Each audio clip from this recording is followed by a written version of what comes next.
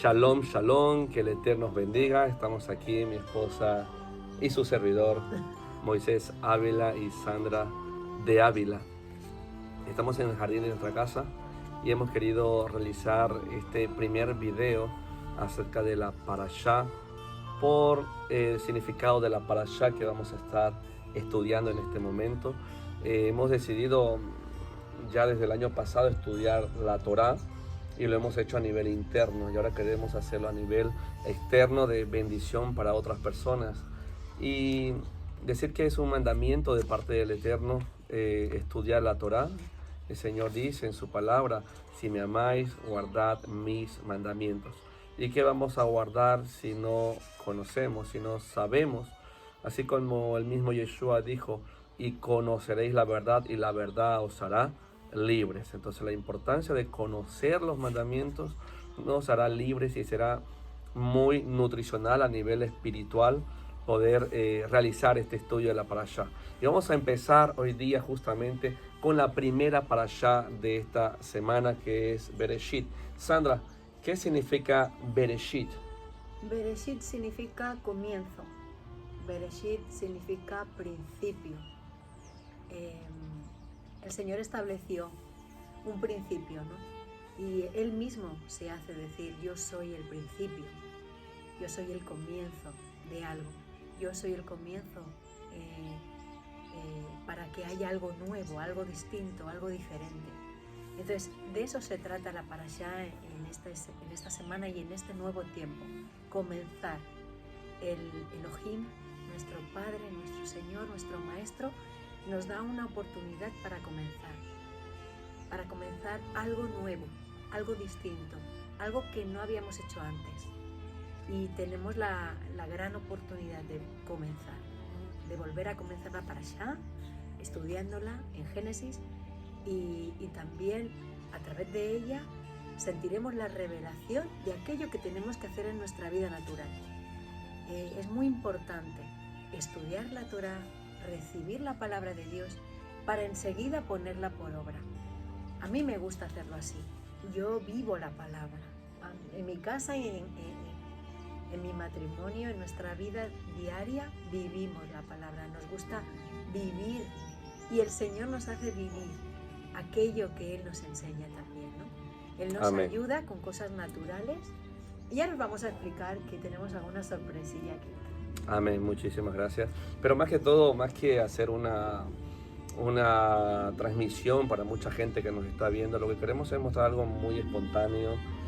No somos maestros, solamente somos estudiantes de la palabra y queremos hacer una forma muy espontánea, una forma muy amena, una forma que todos podamos entender los significados de la palabra, ¿no? Y justamente cuando se lee la Torá, se dice: vamos a leer la parashá de la semana, porque la Torá está dividida en porciones y la palabra porción en hebreo es parashá. Entonces siempre decimos: ¿cuál es la parashá de esta semana? Y justamente se inicia la parashá después de la fiesta de los tabernáculos en Simchat Torah. Justamente un día después de la fiesta de los tabernáculos se celebra la finalización de la lectura de toda la Torá, y es una fiesta impresionante en Israel, y a partir del siguiente día vuelve a empezar el ciclo. Empezamos de Génesis 1:1 y es por eso que ahora queremos hablar un poquito de esta parashá, que es Bereshit, que significa nuevos comienzos, un principio, un nuevo ciclo, como lo acaba de explicar mi esposa. Así que vamos a leer Génesis 1:1 y dice así: la historia de la creación. En el principio creó Dios los cielos y la tierra. Vamos a detenernos aquí un momentito y explicar lo que significa la palabra crear. La palabra crear en hebreo es bará, y bará significa formar, tallar, significa hacer algo de la nada. Es algo que se hace, es algo único, algo que no tiene precedente, algo que es extremadamente único, es algo sorprendente. Entonces, cuando el Eterno empieza a crear, en su mente es la palabra vara o vará, amén, que significa tallar, cortar, formar, hacer algo nuevo, algo que no tiene precedente. Y es tremendo, Sandra, que esta palabra crear aparece 3 veces en la creación, 3 veces en Bereshit. ¿Cuáles son esas 3 veces? En la primera vez que aparece la palabra vará, vemos cuando Dios crea los cielos y la tierra. Él creó los cielos y la tierra, y ahí es donde aparece la palabra vará. Es en el primer lugar. En el segundo lugar es cuando Dios crea los animales. Él creó, Él formó los animales. Es cuando se utiliza la palabra vara en el hebreo, en su original. Y la tercera vez donde aparece la palabra vará, ya hemos dicho de todo el Génesis, solo aparece 3 veces, es cuando Dios crea al hombre. Se usa la palabra vará, digamos, cuando es una creación formidable, grande, única, trascendente, sin precedentes. Algo que nadie ha visto nunca. Wow. Y estábamos esta mañana preparando la palabra y es hermoso porque nadie puede crear algo tan maravilloso, tan único, como lo puede hacer nuestro Dios, nuestro Elohim. Él es incomparable. No nos podemos comparar con Él en nada, porque no hay otro ser que pueda crear como crea nuestro Elohim. Amén. Muchísimas gracias. El versículo 2, si lo puedes leer, por favor. Génesis 1, 2. Pero la tierra llegó a estar desolada y vacía, y había tinieblas sobre la faz del abismo, y el Espíritu de Dios se cernía sobre la faz de las aguas. Wow, es impresionante que aquí el Eterno encuentra la tierra, dice, en 3 estados. Y esos 3 estados, dice que la tierra estaba en desorden, estaba vacía y estaba en tinieblas.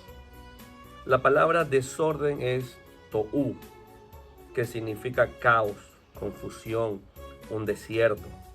La palabra vacía viene del hebreo bohu, que significa vaciedad o ruina. Y luego la palabra tiniebla significa koshek, que significa oscuridad, miseria, muerte, ignorancia, tristeza y maldad. Y esto nos recuerda un poco a cómo estaba nuestra vida antes de conocer al Creador, antes de conocer a aquel que nos hizo, aquel que nos formó, aquel que hizo esa obra formidable y trascendente. Así como estaba la tierra vacía y desordenada, así estaba también nuestra vida, ¿no? En desorden, estábamos vacíos y caminábamos en tinieblas. Así es. Y es en este momento cuando vemos que lo natural se alinea con lo espiritual. Es muy probable que también nos estemos encontrando en ese mismo tiempo del ciclo de la vida, ¿no? Muchos de nosotros, por todo lo ocurrido, por todo lo que hemos pasado, por todo lo vivido, puede ser que en este momento nos encontremos así, de esta manera. Y es sumamente importante que reconozcamos nuestro estado para que podamos reconocer al Creador de nuestra vida y poder volver a Él. Por ejemplo, podemos reconocer que nuestra vida en algunas áreas, en algunos aspectos, está desordenada. Podemos reconocer que nuestra vida en este momento, en algunos aspectos, en algunas áreas, está vacía. Podemos reconocer que hay tinieblas dentro de nuestra propia vida, dentro de nuestras casas, que han de ser sacadas fuera en el nombre de Yeshua, para que Él pueda reinar, para que nuestro propósito se pueda llegar a cabo. Tenemos que reconocer que tenemos problemas, tenemos que reconocer cuál es nuestro estado original, para poder reconocer también que necesitamos a nuestro Creador, el que Él hizo, el que hizo los cielos y la tierra, el que creó Bará, el que creó, el que formó nuestra vida. para que Él haga eso hoy, en este tiempo. Amén. Y dice que el Espíritu de Dios se movía sobre la faz de las aguas. Ahí vemos que la actividad del Ruach HaKodesh o del Espíritu Santo es algo movible, es algo que tiene movimiento. Entonces el Espíritu de Dios se estaba moviendo sobre la faz de las aguas. Y recordemos muy importante estas tres características en las cuales se encontraba la tierra. Estaba en desorden, estaba vacía y andaba en tinieblas. Entonces el Eterno tenía que hacer algo. Él tenía que colocar justamente orden, tenía que llenar y tenía que colocar luz. Es lo que tiene que pasar en la vida de una persona cuando conoce a Yeshua. Uno viene con mucho desorden. Entonces lo que el Eterno empieza a hacer es ordenar. Luego nos empieza a llenar, porque sin Cristo estamos vacíos. Estamos vacíos, nada nos llena. Entonces Él nos tiene que llenar, nos tiene que colocar cosas. Y luego andaremos en la luz, que es su palabra. Todo estudiante de la Torah tiene que leer, tiene que conocer, tiene que investigar, escudriñar la palabra, para no volver a ese estado en el cual nos encontramos en el principio, o en el cual salimos del mundo, de Egipto, que es espiritualmente el mundo.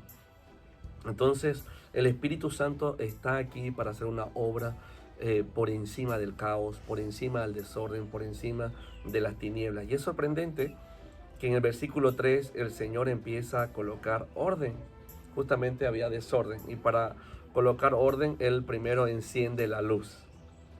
Si estamos en un lugar que está todo oscuro, hay todo un desorden, imagínate el caos que pueda haber justamente en esa habitación, ¿no? Es como si tú vas a un trastero que nunca ha entrado el orden y no hay luz. Imagínate cómo vas a estar ahí. Entonces más o menos así se encontraba toda la tierra. Y lo primero que hace el Señor dice, sea la luz.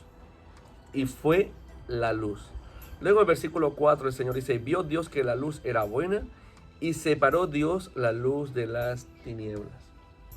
Entonces ahí vemos ya un orden. Ahí vemos que Dios empieza a ordenar, enciende la luz, hace la luz y luego hace una separación. Y es la separación de la luz de las tinieblas. Y el Eterno en el versículo 5 dice, llamó Dios a la luz día, y a las tinieblas llamó noche, y fue la tarde y la mañana un día. Y aquí hay algo interesante, Sandra, que el Señor estableció el orden de los días. O sea, Él colocó a partir de qué hora empezaba el día y a qué hora terminaba un día. Y es curioso que es totalmente contrario al calendario gregoriano que tenemos nosotros. Entonces en el calendario bíblico, en el calendario que Dios creó y estipuló en la tierra, un día empieza por la tarde, cuando está oscureciendo, y termina al siguiente día. Entonces de la tarde a tarde era un día. Por eso siempre el Shabbat empieza el viernes por la tarde con la caída del sol. Y justamente es como nos encontramos nuestra creación cuando el Señor se pone a trabajar en ella, ¿no? Para empezar a ordenarla y dar luz. Como nuestro primer día. Primero Él encontró oscuridad. Primero Él encontró la noche. ¿Y cómo comienza nuestro día? Con la noche. Él es tremendamente exacto para crear y para coincidir toda su creación. Nuestro día, nuestro primer día, aparece como aparece el primer día de la creación. Oscuro, ¿no? Y después viene el día. Primero la noche y luego el día. Porque Amén. Él es el que trae la luz al día, ¿no? Él dijo, hágase la luz, y trajo la luz, ¿a dónde? A las tinieblas. Para ello tenía que haber tinieblas primero. Él es exacto y poderoso y perfecto, ¿no? En todo lo que hace. Amén. Entonces Dios hace una separación. Lo que estaba haciendo era una santificación, no estaba separando la luz de las tinieblas. Y justamente la palabra kadosh es santo, significa ser separado, ser apartado, consagrado. Y lo que el Eterno estaba haciendo luego era colocando en ese mismo orden, Él estaba santificando la tierra. Yo no sé si en el versículo 2 ese caos, esa tiniebla, ese desorden, había pecado. No conocemos muy bien los misterios de la palabra, no sabemos si todo estaba contaminado, había inmundicia, había pecado, quizás los ángeles habían caído a la tierra, el desorden habrá sido creado por Satanás cuando fue lanzado de los cielos, ese querubín grande y protector. Bueno, son cosas que son misterios que solamente el Eterno nos los podrá revelar cuando estemos en su presencia. Y dice aquí en el versículo 6, luego dijo Elohim, haya expansión en medio de las aguas y separe las aguas de las aguas. E hizo Dios la expansión y separó las aguas que estaban debajo de la expansión de las aguas que estaban sobre la expansión, y fue así. Era como si hubiese habido en la tierra un invernadero, ¿no? Había aguas sobre la expansión de la tierra y había aguas sobre debajo. Entonces hacía que el ser humano incluso tuviera una mejor piel y tuviera una longevidad más alta que la que vivimos ahora, ¿no? Con el tema del sol, la contaminación. En aquel tiempo no había ese contacto directo con el sol. Pues había el día, claro que sí, pero no había, los rayos del sol no llegaban a dañar la piel de la persona, y por lo tanto la longevidad era más grande. También sumado al tema de la dieta alimenticia que ellos tenían, ¿no? Bueno, hay muchos factores ahí que no vamos a estudiar ahora y vamos a continuar. Dice aquí en el versículo 9, dijo también Dios, júntense las aguas que están debajo de los cielos en un lugar y descúbrase lo seco, y así fue. Amén. Y llamó Dios a lo seco tierra, y a la reunión de las aguas llamó mares, y vio Dios que era bueno. Entonces parece que aquí el Señor lo que hace es juntar, bueno, no parece, sino que es así, Él junta las aguas que están debajo de los cielos en un lugar, la palabra lugar en hebreo es makom, que significa justamente un lugar señalado, una plaza, un monte, es un lugar, ¿no? Se dice que ese lugar, ¿no? es la tierra, Eretz Zion, Eretz es la tierra de Israel, hay un solo lugar, ¿no? Es el lugar donde Dios colocó al ser humano, es ahí donde Él separó, ¿no? No nos olvidemos que la tierra de Israel está separada por 4 ríos, o el Edén está separada por 4 ríos, que luego vamos a estudiar. Entonces, algo que esta semana yo hablaba con una discípula de la iglesia, de la Quejilá, de la congregación, era que ahora mismo no tenemos un lugar físico para poder reunirnos debido a esta pandemia, debido a la COVID-19, pero yo le decía a esta chica que la presencia no es un lugar. La presencia no es un lugar, sino que el lugar es la presencia. Entonces Dios, es cierto, Él escoge un lugar, pero también me recuerdo aquello que Moisés le dijo al Señor, si tu presencia no ha de ir conmigo, yo no quiero un ángel, yo no quiero a alguien que sustituya tu presencia. Y vemos que Dios le dice, mi presencia irá contigo y yo te daré descanso. Cuán importante es establecer la presencia del Eterno como el lugar, como un lugar de adoración, como un lugar de oración, como un lugar de exaltación. Es en su presencia que tenemos plenitud de gozo.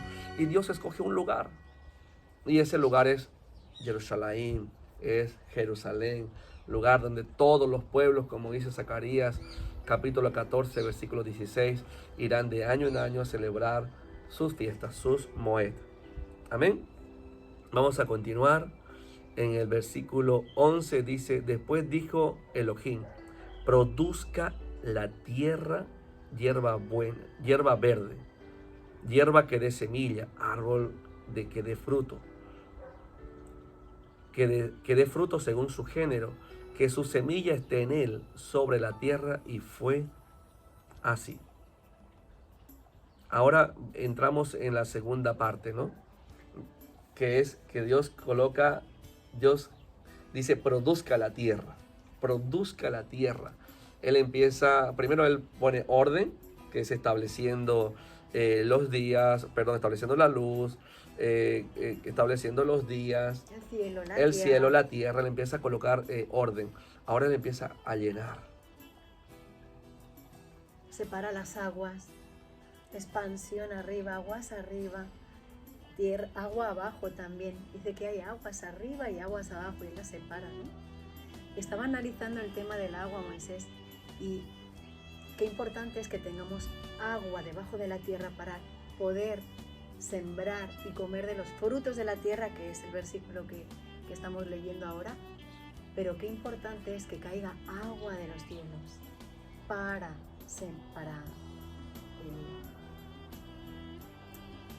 que esa semilla para que la semilla produzca. Para que la semilla brote.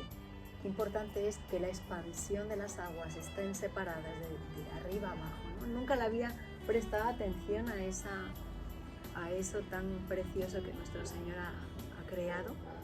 Y, por ejemplo, son señales proféticas que Él nos da. Por ejemplo, cuando termina la última fiesta, la séptima fiesta de Elohim, que la fiesta de Sukkot, fiesta de tabernáculos, Él dice que nos promete lluvia para aquellos que hayamos celebrado esa fiesta, ¿no? Para aquellos que hayamos subido a la fiesta, porque hayamos celebrado juntamente con Él y su pueblo la fiesta. Y es lluvia. La lluvia es la señal profética.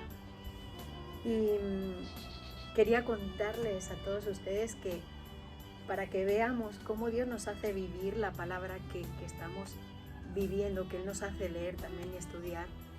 Justamente en esta semana el Señor nos dio un pedazo de tierra.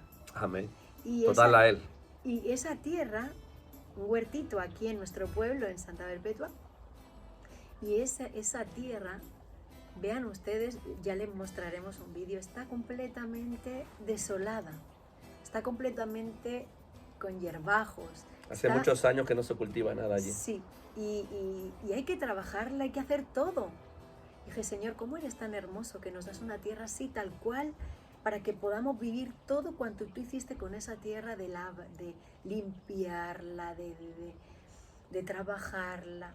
El Señor nos quiere elevar a una enseñanza más profunda en verdad, así como es Él, para que le podamos entender, para que le podamos y para que podamos vivir, sobre todo vivir lo que nosotros aprendemos y lo que nosotros enseñamos. También la palabra producir también significa entrar en movimiento, ¿no? Cuando dice y produzca la tierra, es tremendo, ¿no?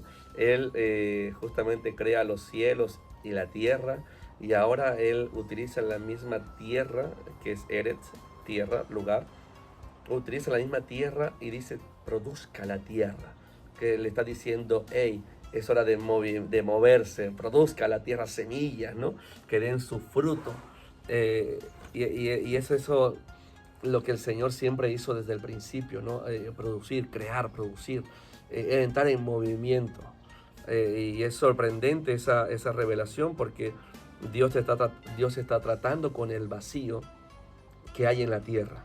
Y le dice y le ordena, produzca la tierra. Hierba que dé semilla, árbol que dé fruto, según su género, que su semilla esté en él sobre la tierra. Y fue así. Y ahí el Señor luego empieza, produzca otra vez la tierra, ¿no? Según su género. Y todo esto era bueno. Todo lo que Dios creó era bueno. Todo lo que Dios crea es bueno. Así es. Él cuando crea los cielos ve la luz, Él hace la luz y todo eso. Él dice, y vio Dios que la luz era buena. Entonces la palabra bueno en hebreo es tov, terminado en B, T-O-V. Y tov en hebreo significa abundancia, acepto o aceptable, agradable, algo que es hermoso, algo que no hay error, no hay falla en eso que Dios crea, ¿no? Algo en el cual Él tiene placer, es algo que es mejor. Entonces bueno significa todo esto, ya que en hebreo las palabras siempre tienen muchos significados. Más ampliado. Es mucho más amplio, ¿no? Entonces, él vio Dios que lo que estaba produciendo la tierra era bueno, top, agradable, hermoso, incomparable.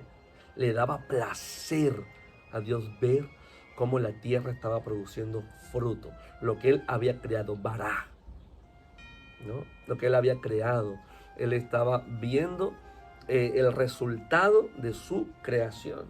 Y qué tremendo es ver el resultado de aquello que estamos haciendo. Que esta parashá venga a darnos esa amplitud de conocimiento de lo que significan las palabras en hebreo, justamente que estamos estudiando. Amén. Vamos a continuar, vamos a hacerlo un poquito más rápido. Vamos a irnos. Bueno, Dios luego crea las grandes lumbreras, lo que es el sol, la luna. Y aquí hay como una pequeña, podría interpretarse como una pequeña, ¿cómo le podemos decir? Incongruencia, ¿no?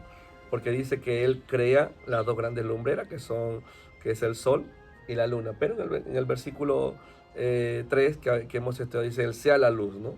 Entonces, ¿quién fue la luz? Si Él, después que Él crea la luz, en el versículo justamente 14, estamos viendo que Él hace el sol y la luna. Entonces, ¿quién era la luz en el principio? ¿Quién dijo sea la luz? Él, el Eterno, es la luz. Recordemos que en Apocalipsis dice que el sol ya no dará su resplandor, sino que Él mismo será la luz de las naciones, la luz de su pueblo. Él nos alumbrará. Él será nuestra gran lumbrera, nuestra gran menorá, que estará alumbrando a todas las naciones. Qué tremendo. Que, Sandra, volveremos al principio. Volveremos al Génesis. Volveremos al huerto, del lugar que nunca debíamos de haber salido. El plan del Eterno se va a cumplir muy pronto. Y todo esto que nos acontece hoy es una preparación. Tenemos que preparar el camino para todo aquello que está aún por cumplirse, todas las profecías que han de cumplirse. Y es un tiempo de preparar el camino para el Señor. Él nos da una tierra para que podamos labrar, para que podamos cultivar. ¿Por qué? Porque Él nos quiere enseñar cómo era el principio, cómo verdaderamente Él creó todo, y para qué lo creó. No solamente cómo lo creó, sino para qué lo creó. Lo creó para nosotros, Moisés. Tremendo, Vamos tremendo. a leerlo, ¿no? Amén. Dice luego en el versículo 24, luego dijo Elohim, produzca la tierra seres vivientes según su género. Aquí nuevamente él está hablando de producir, de dar movimiento. Bestias y serpientes, animales de la tierra según su especie, y fue así. E hizo Dios animales de la tierra según su género, y ganado según su género, y todo animal que se arrastra sobre la tierra según su especie. Y vio Dios que era bueno. Todo lo que el Eterno creó era tov, era bueno. Amén. Él separa las tinieblas de la luz y crea todas las cosas buenas, crea los animales, crea todas las especies que hay en la tierra. Y por último, Él crea al ser humano. Amén. Entonces Él está, o sea, imagínense, primero, es tremendo, Sana, porque Él dice, produzca la tierra semillas, produzca la tierra hierba verde, produzca la tierra árboles y todo. Su fruto con su semilla. Mire, y qué importante es primero buscar el provisionamiento, buscar el sostenimiento. Dios primero crea el sostenimiento y luego crea a los animales para que puedan comer de aquello que había creado primero, y luego crea al hombre. Él no empieza a construir la casa por el tejado. Aquí vemos el orden establecido. En la misma creación, Él establece orden. Él ordena la tierra, luego la llena porque estaba vacía, pero en esa misma llenura, Él empieza a colocar frutos, animales, y luego crea al hombre. Es tremendo, y es un modelo para nuestra vida. Nosotros tenemos que tener ese mismo modelo de primero aprovisionarnos, de poner orden, provisionarnos, ¿no? Tener esa provisión y luego andar en luz. Amén. Así es. Aleluya. Aquí ha bajado una pluma de una paloma. Estamos quizás en el arca. Dice la palabra del Señor. Entonces dijo Elohim, hagamos al hombre a nuestra imagen, conforme a nuestra semejanza, y ejerzan dominio sobre los peces del mar, sobre las aves de los cielos, sobre el ganado, sobre toda la tierra y sobre todo reptil que repta sobre la tierra. Y creó Elohim al hombre a su imagen, y a imagen de Elohim lo creó, macho y hembra los creó. Luego Elohim los bendijo y les dijo Elohim, fructificad y multiplicaos, llenad la tierra y sojuzgadla, dominad sobre los peces del mar y las aves de los cielos, y sobre todo ser vivo que se mueve sobre la tierra. Amén. Entonces aquí nuevamente vemos la palabra bará. Él dice, Él crea al ser humano, Él hace al ser humano. Entonces la palabra hombre es Adán, hombre, humanidad. Adán, el primer hombre o la humanidad en general. Es tremendo que el Señor empieza a crear todas las cosas, coloca al hombre y los llama varón y hembra. Dios creó hombre y mujer. Esa es la verdad de la creación. Dios creó hombre y Él creó mujer. Amén. Fuera de eso es invención de Satanás, es invención del enemigo. Dios creó al ser humano hombre y creó mujer. Amén. Y les dio una orden, fructificad y multiplicaos y llenad la tierra. Amén. Hay una orden intrínseca dentro del ser humano que el Señor nos da esa capacidad de poder producir, de fructificar y de multiplicar. Pero antes de eso estaba viendo justamente cuando él dice y creó en versículo 27, y creó Dios al hombre a su imagen, a imagen de Dios lo creó. Estamos hechos a imagen de Él. Estamos hechos, cuando habla de imagen también habla del carácter del Eterno. Él nos creó con su carácter, de poder producir cosas buenas. Todo lo que Dios creó era bueno. Hoy en día el ser humano todo lo que está creando es malo para destruir la humanidad. Esta misma pandemia que ha sido creada para lo malo. Vemos quién está operando detrás de los poderes, ¿no? El poder detrás del poder. Vemos quién está detrás de esta maldad tan grande. Entonces, cuando el Señor dice que nos creó a su imagen, yo digo hoy en día tenemos que volver al principio, parecernos al Eterno, volver a tener su imagen. Y os acordáis de aquello que Yeshua dijo estando frente a los fariseos que lo estaban tentando con la palabra, ¿no? Y si debían de dar los impuestos al César o no. Y la primera pregunta que Yeshua hace, les muestra una moneda y le dice, ¿de quién es esta imagen? Y todos contestan, es de César. Yeshua dice, dad al César lo que es del César y al Eterno lo que es del Eterno. Aquella imagen de la moneda que estaba esculpida era del César. Representaba que donde estaba esa moneda representaba al imperio romano. César estaba en esa moneda. Así tú y yo somos como esa moneda. Somos como una moneda que debe estar impresa la imagen del Eterno en nuestra vida. Somos de Él. Entonces tenemos que volver a tener la imagen del Eterno, sellados como un sello, sellados por el Espíritu de Elohim. Amén. Sí, remarcar la función con la que nos creó el Señor. Muchas veces, y ministramos mucho, sobre todo en la iglesia, que el Señor nos dio dominio y Él nos colocó en la tierra para dominar sobre, porque lo dice la palabra, ¿no? Pero yo me quiero centrar en esta mañana en la palabra fructificad antes que dominar, o fructificad y multiplicaos.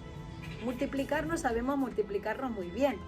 Y en otros nuevos, Muchos hijos, sabemos multiplicarnos muy bien. Pero la palabra fructificar significa prepárate, fórmate bien. para después multiplicarte bien.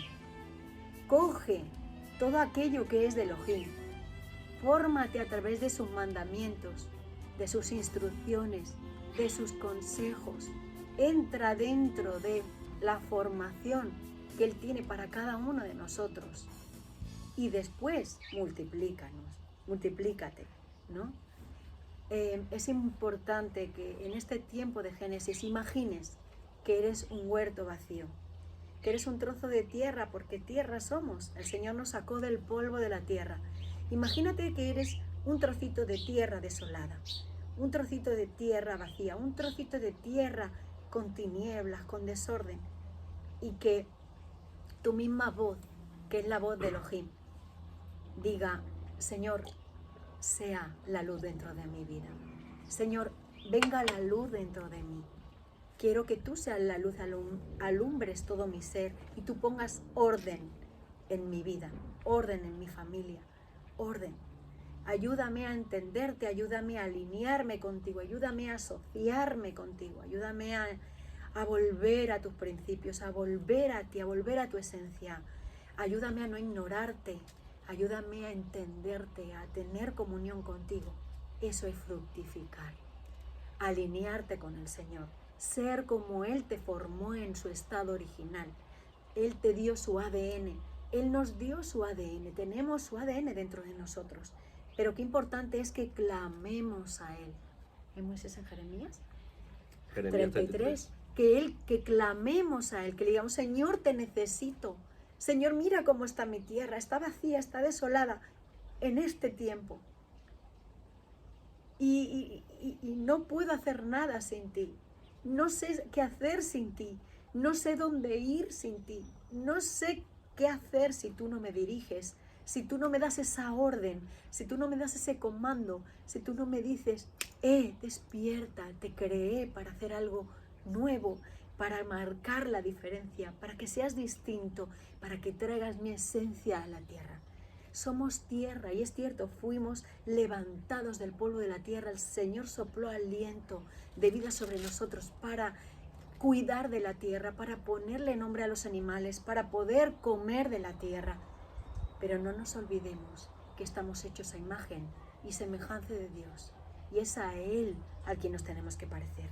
Él nos dejó instrucciones para que no nos perdamos, para que sepamos muy bien de dónde somos, a quién pertenecemos, que tenemos una misión, que tenemos una función, que tenemos que funcionar, así como Amén. Las semillas tienen su función de crecer, de brotar para dar sustento a los animales del campo, a las bestias, también a nosotros. Ellas tienen una función. Debemos y tenemos que luchar por encontrar nuestra misión, nuestra función como seres aquí en la tierra. No olvides, el Señor nos ha entregado a odres nuevos, un huerto, que vamos a ministrar durante todo este año a través de Él. Amén. Y conectamos creo que es muy importante conectar a la gente con el clama a mí. Porque como es la luz, el Señor nos dio dominio, pero también nos dio dominio para elegir. ¿Cómo elegimos nosotros que queremos la luz? Con el clamar a Él. Amén. Cuando nosotros decimos en Jeremías 33:3, clama a mí y yo te responderé. Y te enseñaré cosas grandes y ocultas que tú no conoces. Es decirle a Elohim: Señor, ven a mí.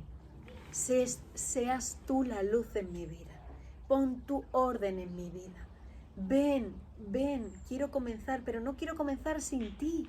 Quiero comenzar contigo porque tú eres la materia prima de mi ser. ¿Cómo me va a ir bien si no te tengo? ¿Cómo me va a ir bien si no establezco tu presencia dentro de mi jardín? ¿Cómo hacer las cosas si Moisés, yo no sé sembrar? Yo nunca planté una lechuga, nunca planté un tomate, nunca. Sí vi a mis padres, sí vi a mis abuelos. Y creo que ese es el tiempo que Dios nos llama a volver a aprender aquello que nuestros padres hacían, para volver a la esencia de lo que somos, para volver a cuidar el jardín, para volver a trabajar la tierra y volver a aprender aquello que realmente es bueno, que es comer de la tierra. para Amén. estar saludables y fuertes. Incluso se dice que para el año 2030, según todos los estudiosos ecológicos, se dice que la gran parte de la humanidad empezará a consumir cosas de huertos ecológicos, porque estará tan contaminada la tierra con tantos productos y los animales también contaminados, que volveremos a comer cosas muy ecológicas, muy sanas, ¿no? Bueno, vamos a ver el capítulo 2. Esto es muy extenso porque realmente estamos escudriñando trozo a trozo la palabra. En el capítulo 2 dice, fueron pues acabados los cielos y la tierra y todo el ejército de ellos. Y acabó Dios en el día séptimo la obra que hizo, y reposó al día séptimo de toda la obra que hizo. Aquí se refiere al Shabbat. Y bendijo Dios al día séptimo y lo santificó. Mire, el único día que Dios lo santifica. Acordaos que la palabra santificar es apartar, consagrar, separar. Entonces, cuando Él santifica ese día, Él está estableciendo un día de descanso, un día donde tenemos que reposar y no solamente es quedarse en la cama dormido todo el día, que alguna vez lo hemos hecho porque decimos es Shabbat, no hacemos nada. No se trata de solamente hacer eso, va mucho más allá. Es reposar mental, espiritual y físicamente, de todo, y concentrarnos tan solamente en el estudio de su palabra, el conectarnos con nuestra familia, el poder estar en conexión con el Señor y descansar en Él, ¿no? Es tremendo porque dice justamente que Él había reposado, en el versículo 4, estos son los orígenes de los cielos y de la tierra cuando fueron creados el día que Yahweh hizo la tierra y los cielos, y toda planta del campo antes que fuese en la tierra, y toda hierba del campo antes que naciese, porque Yahweh Elohim aún no había hecho llover sobre la tierra, ni había hombre para que labrase la tierra. Hey, el Señor dice que no había hombre quien labrase la tierra, sino que subía de la tierra un vapor, el cual regaba sobre la faz de la tierra, como un invernadero. Entonces Elohim formó al hombre del polvo de la tierra y sopló en su nariz aliento de vida, y fue el hombre un ser viviente. Amén. Ahí vemos que el Señor dice, no hay, he creado aquí un huerto, he creado aquí todo esto, pero no hay quien lo labre. Y Él tiene una gran idea y crea al ser humano a su imagen y semejanza. Y Dios lo coloca en el jardín. Vamos a estar hablando justamente algunos términos para que ustedes no se confundan. Dios está restaurando sus nombres y algunas veces estaremos usando el término eterno, Elohim, que significa creador, Hashem, o algunas veces el nombre Dios, pero estaremos poco a poco cambiando esos términos para que usted tenga conocimiento y también para que las personas nuevas que están viendo estas enseñanzas puedan saber qué es lo que estamos hablando. Amén. Vamos a ir más rápidamente al versículo 8 del capítulo 2 de Génesis. Dice, la vida en el huerto de Dios. Wow, Sandra.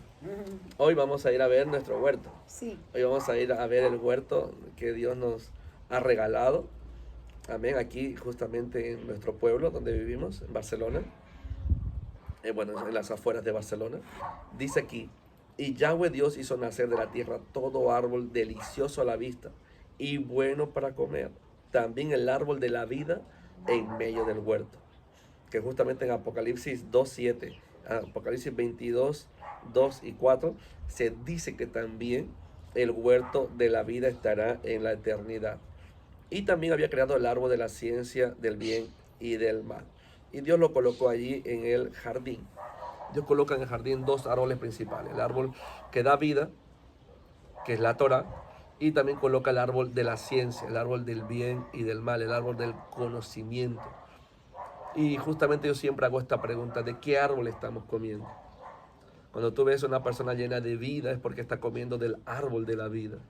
Cuando ves a una persona que sea religiosa y la ves muerta espiritualmente es porque está comiendo tan solamente letra. Está queriendo conocer más, está bien, pero no hay vida, no hay esencia. Y Dios justamente coloca estos dos árboles en el jardín. Y uno, yo creo que es para ver la obediencia, para ver cuán obediente eran ellos en el principio, cuán obedientes eran a las ordenanzas del Eterno, porque no hay otra explicación. Yo, para mí personalmente, todo lo que crea en la tierra es bueno, pero él da una orden y él empieza a probar al ser humano. Le dice, de este árbol no comerás. Y es tremendo que el primer pecado empieza comiendo. ¿Cómo le gusta al ser humano comer? ¿No? ¿Cómo nos gusta comer? ¿Cómo nos gusta comer? Entonces en el capítulo 3 vemos la tentación y la caída del hombre.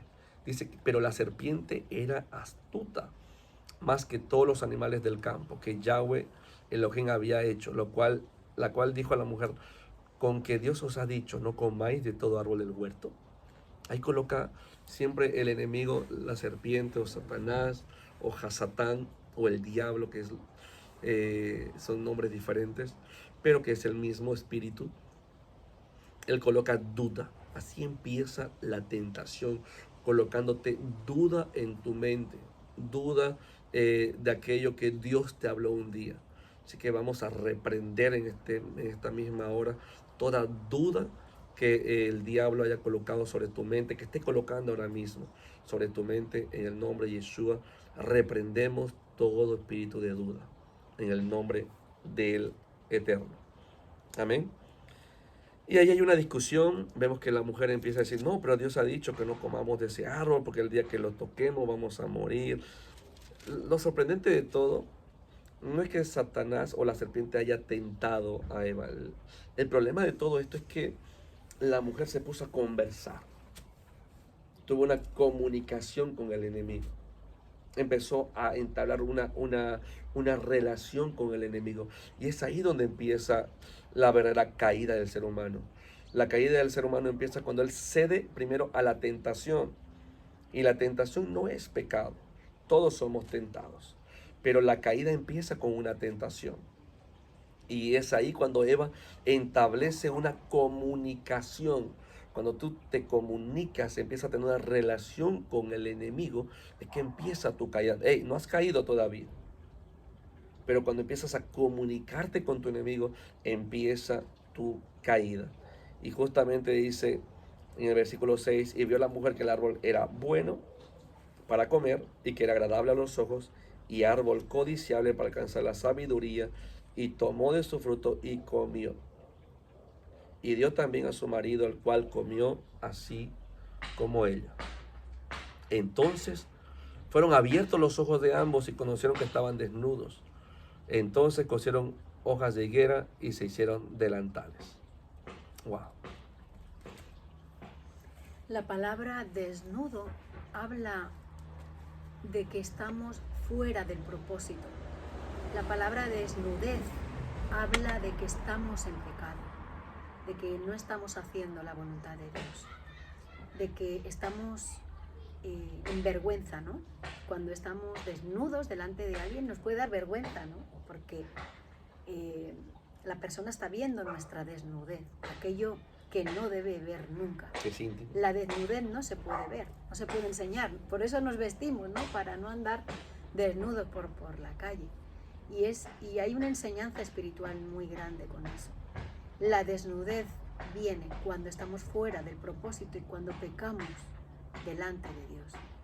Y no nos arrepentimos, ahí no hay arrepentimiento, ¿no? Porque cuando hay arrepentimiento Él trae vestiduras, ¿verdad?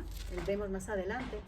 Así es, justamente es eso lo que Satanás hace, nos coloca desnudos delante de Dios, lo que hace la consecuencia del pecado. Y es ahí cuando el Eterno baja a la tierra y pregunta a Adán, ¿dónde estás tú?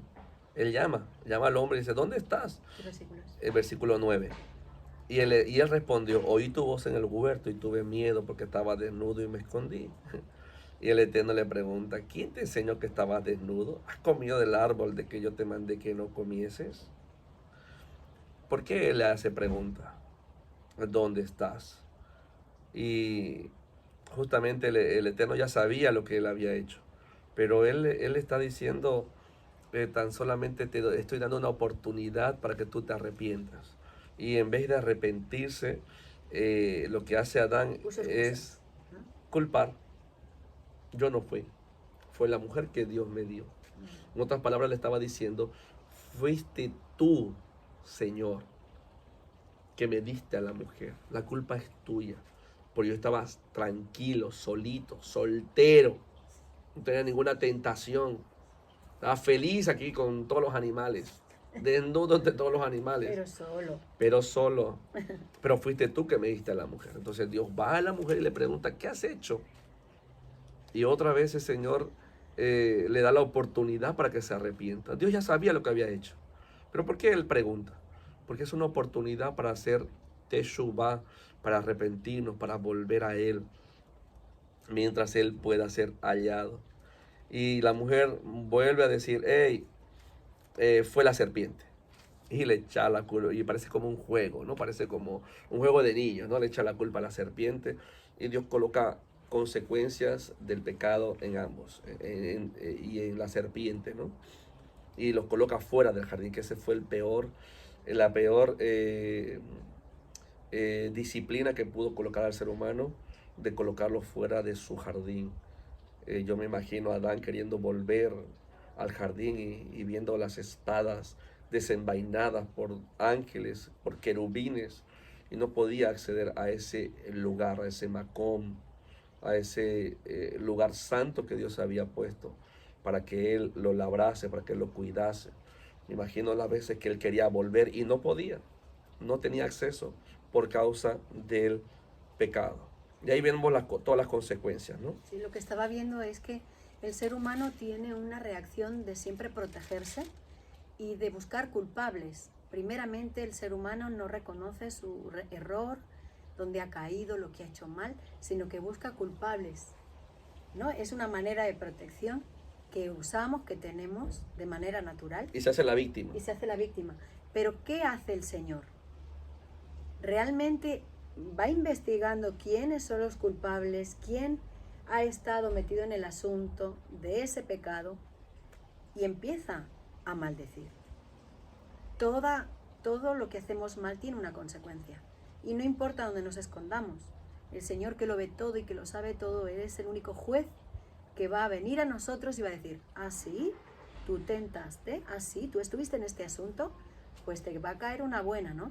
Y empezó por la serpiente. La serpiente no se escapó de ser maldecida.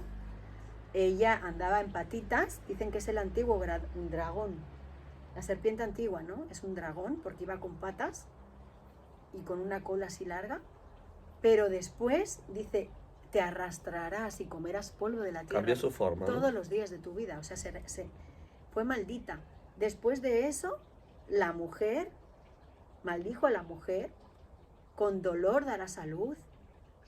Y vemos cómo nosotras sufrimos las mujeres cuando damos a luz a nuestros hijos y nos acordamos de Dios.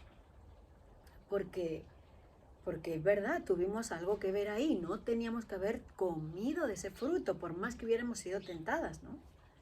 Y el hombre, el varón, él comió. Sí, la mujer lo tentó, la mujer le dijo que coma, pero ¿quién le dice a él comer? ¿Quién le abre a él la boca para que coma? Los tres, la serpiente, la mujer y el varón, fueron destituidos de la gloria de Dios y sacados del jardín por el pecado. Amén. Y por no arrepentirse. Versículo 22 dice, y dijo Yahweh, he aquí el hombre es como uno de nosotros, sabiendo el bien y el mal. Ahora pues, que no alargue su mano y tome también del árbol de la vida y coma y viva para siempre. ¿Puedes buscar el capítulo 22 de Apocalipsis? Sí. Apocalipsis 22, versículo 2. Y dice, y lo sacó Yahweh del huerto del Edén para que labrase la tierra de que fue tomado. ¿Vale? No es un pecado el trabajar, no es consecuencia de la desobediencia de Adán. Ya Dios había buscado antes del pecado a alguien que labrase la tierra. Entonces, labrar la tierra, trabajar la tierra es una bendición. ¿Qué dice Apocalipsis 22:2? 22:2 dice, y en medio de su calle, a uno y a otro lado del río, estaba el árbol de la vida que produce 12 frutos, dando su fruto según cada mes, y las hojas del árbol son para la sanidad de las naciones. Amén. Esa es la visión que tiene el apóstol Juan en Apocalipsis, cuando está en la isla de Patmos. Él ve el árbol de la vida que produce fruto. Nuevamente ese árbol del cual Adán ya no podía tener acceso. Justamente dice aquí, y lo sacó del huerto del Edén para que labrase la tierra que fue tomado, y echó pues fuera al hombre y puso al oriente, muy importante, puso al oriente. ¿Dónde está el oriente? Para allá. El oriente está para allá. ¿Dónde está Jerusalén? Al este, siempre en el este está el oriente. Entonces, en dirección a Jerusalén, mire, por eso que sabemos que el huerto del Edén es Jerusalén, y puso al oriente del huerto del Edén querubines y una espada encendida que se revolvía por todos lados para guardar el camino del árbol de la vida. Wow, ese árbol de la vida está protegido. Ese árbol de la vida es Yeshua. Yeshua HaMashiach. Él es la verdad, Él es el camino y Él es la vida. Es la verdad, el camino y la vida. Si no es por Él, nadie va al Padre. Luego vamos a ver un poquito al capítulo 4. Caín mata a Abel. ¿Por qué Caín mata a Abel? Dice aquí, en el versículo 6. Perdón, versículo 4. Y Abel, del capítulo 4. Génesis 4:4 dice, y Abel trajo también a los primogénitos de sus ovejas, de lo más gordo de ellas, y miró Yahweh con agrado a Abel y a su ofrenda. Pero no miró con agrado a Caín y a la ofrenda suya. Y se ensañó Caín en gran manera y decayó su semblante. Aquí vemos justamente que Caín y Abel ofrecen sacrificios, ofrendas al Eterno. ¿Quién les enseñó a ellos a ofrecer sacrificios? Si no había sido entregada la Torá, todavía la Torá fue entregada en el monte Sinaí. Se dice que Dios, el Eterno, bajaba al atardecer todos los días para hablar con Adán y Eva. Tenían una conversación al atardecer. ¿Y qué es lo que hablaban? Dios, el Eterno, Elohim, Hashem, estaba enseñando la Torá, estaba enseñando sus misbot, sus mandamientos. Y eso fue lo que Adán estaba transmitiendo a sus generaciones. Es por ello que Caín y Abel estaban ofreciendo ese sacrificio. Pero un día el Eterno mira las ofrendas de ambos y está mirando el corazón y dice que Abel ofrece las primicias y Caín ofrece tan solamente una ofrenda.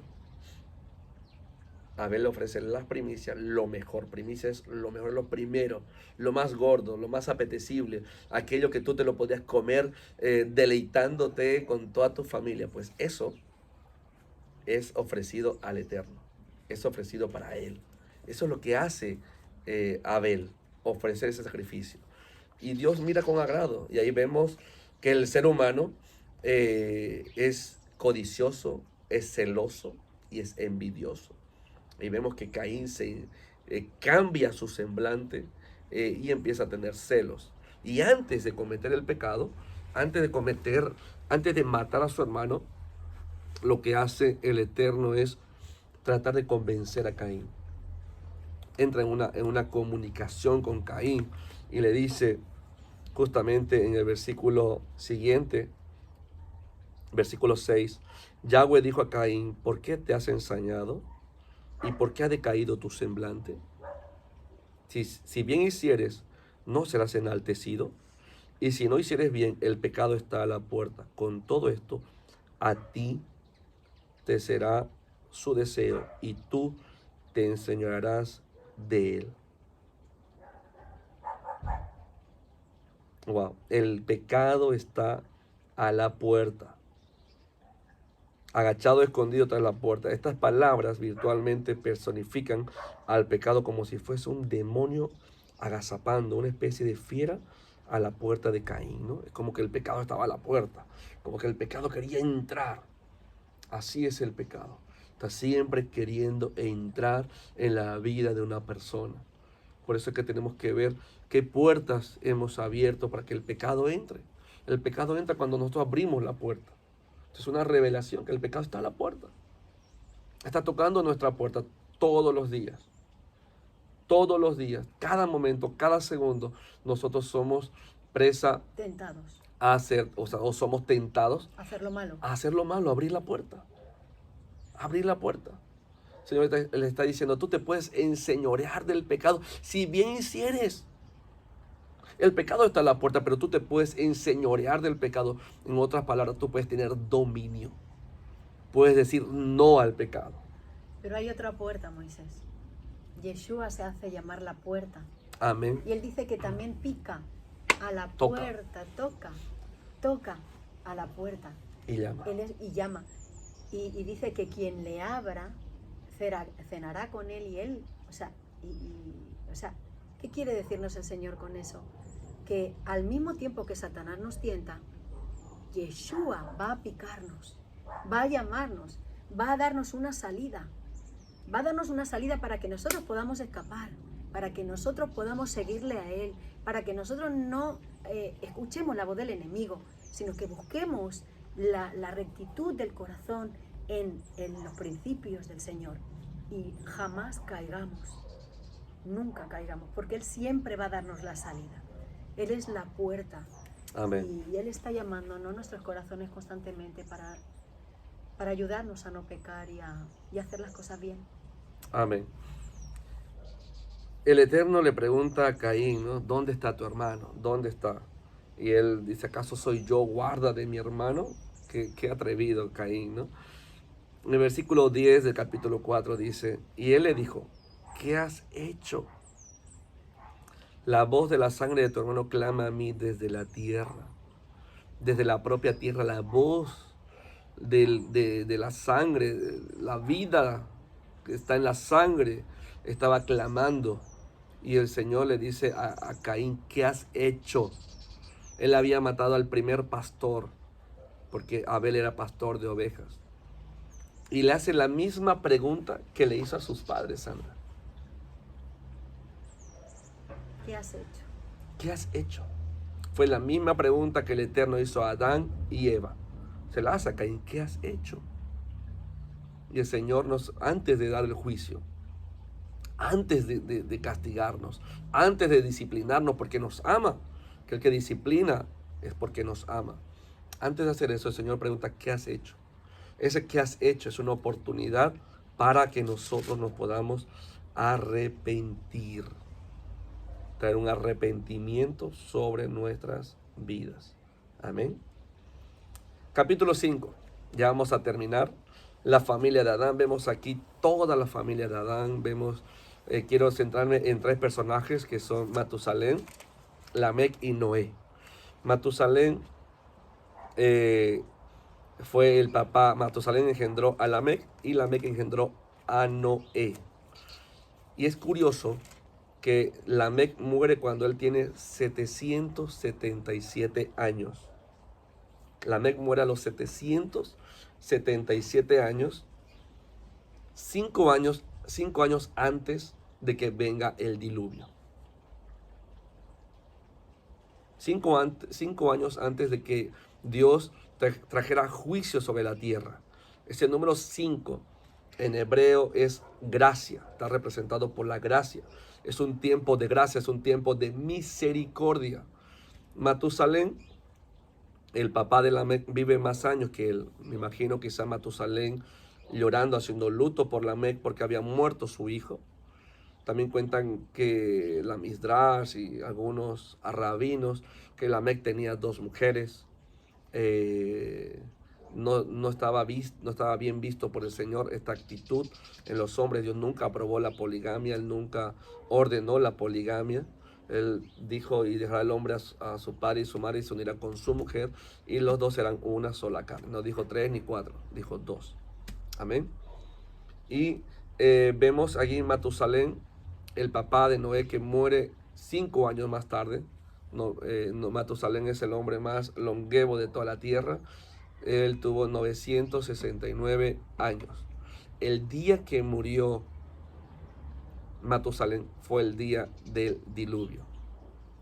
Fue el día del diluvio. Entonces hay 5 años de gracia, hay 5 años de misericordia que el Señor tiene para que su pueblo se arrepienta de sus pecados. Ven cómo la actitud de Eva, de Adán en el huerto, producen el pecado, el primer pecado del hombre, engendra otros pecados que es la muerte con la matanza de Caín a su hermano Abel, y luego vemos la degradación de la humanidad, porque en los tiempos de Noé la tierra estaba pervertida. Tenían relaciones sexuales, hombres con hombres, mujeres con mujeres, y hasta con animales. Había incesto también entre ellos. O sea, había una depravación impresionante. Y en medio de esa depravación aparece nada más ni nada menos que Noé.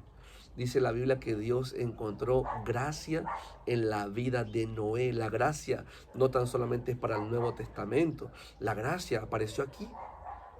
Apareció aquí. Dios halló gracia en Noé, porque Dios había establecido 5 años de gracia. Y la gracia estaba manifestada y nadie se arrepentía. La gracia estaba en toda la tierra, pero nadie había encontrado gracia, tan solamente Noé. Noé halló gracia.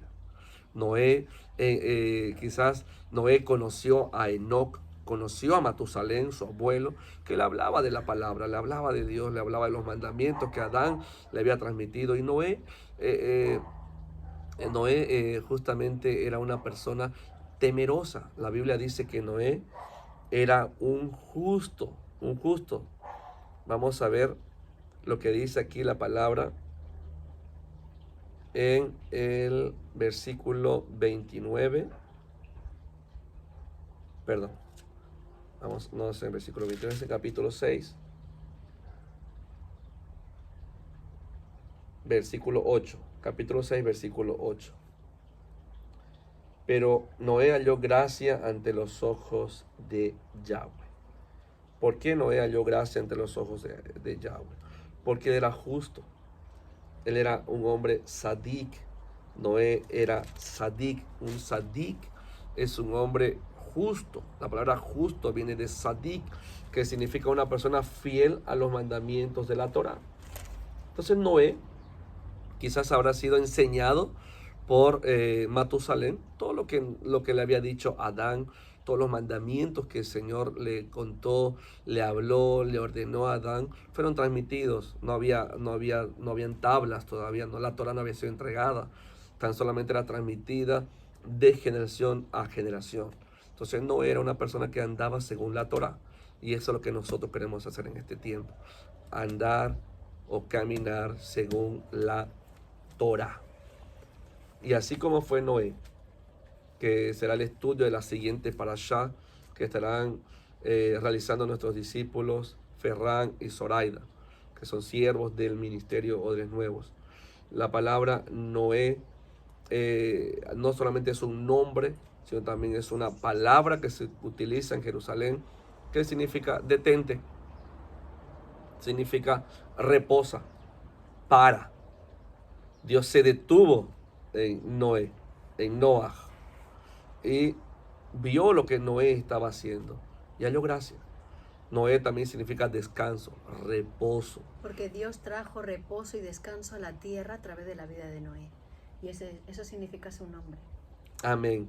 Y la tierra estaba otra vez vacía, desordenada y en tinieblas. Y Dios tiene que hacer algo nuevo. Esa será una enseñanza de la próxima parasha. Que el Eterno te bendiga. Te pedimos que nos ayudes a difundir este mensaje, que te suscribas a nuestra página de YouTube, que coloques las notificaciones. Cada semana tendrás una parashá nueva de la cual aprender. Que el Eterno te bendiga en el nombre de Yeshua. Terminamos con una oración. Padre, te damos gracias por esta porción de tu palabra. Gracias porque tú eres nuestro mayor creador y único, Señor, fundador de nuestra vida. Gracias por haber creado los cielos, la tierra, por habernos dado los alimentos, los animales del campo, las hierbas del campo, los árboles frutales, Señor. Gracias por haberlo preparado todo y habernos puesto en ese jardín hermoso, lleno de fruto, para que pudiéramos ser felices y pudiéramos estar contigo aprendiendo de ti. Señor, es un tiempo de restauración, es un tiempo de volver a ti, es un tiempo de volver al jardín, es un tiempo en el cual es muy probable, Señor, nos estemos vacíos, estemos desordenados, tengamos tinieblas, Señor, mas es un tiempo en el que, como hoy salió la luz, como hoy salió el sol, como hoy en este día poderoso de Shabbat, Señor, tú nos estás hablando a nuestros corazones y estás trayendo luz a nuestra vida. Sea la luz, Señor, sea la luz en cada uno de nuestros discípulos, sea la luz en cada una de las personas que oyen tu palabra y abren su corazón a ti, sea la luz, Señor, porque es a través de la luz que tú vas a enseñarnos y vamos a poder ver cómo realmente estamos y vamos a poder poner orden en nuestra vida. Ayúdanos a ser sensibles a ti. Ayúdanos a escucharte, Señor. Shema, Shema, Israel. Escucha la voz de tu Elohim. Escucha la voz de tu Señor. Es a Él a que tenemos que escuchar. En este tiempo donde el enemigo nos ha tapado la boca, pero Dios nos ha dado dos oídos. Para hablar poco, para hablar nada seguramente en este tiempo, pero para escuchar la voz del Señor. Así es, con la intención de obedecer. Para escuchar la voz de Dios que Él nos dice en este tiempo: vuelve al jardín, vuelve al principio, vuelve a mis mandamientos, vuelve a mí, porque en Él está todo. Seamos sensibles en escuchar su voz y seamos sensibles en escuchar lo poderoso y profundo de su corazón. Él te ama, amada Quejilá, amada iglesia, amado pueblo de Israel. Él te ama con todo su ser. Síguele. Amén, amén. Que Síguele. tengáis un feliz Shabbat. Feliz Shabbat. Shalom, shalom.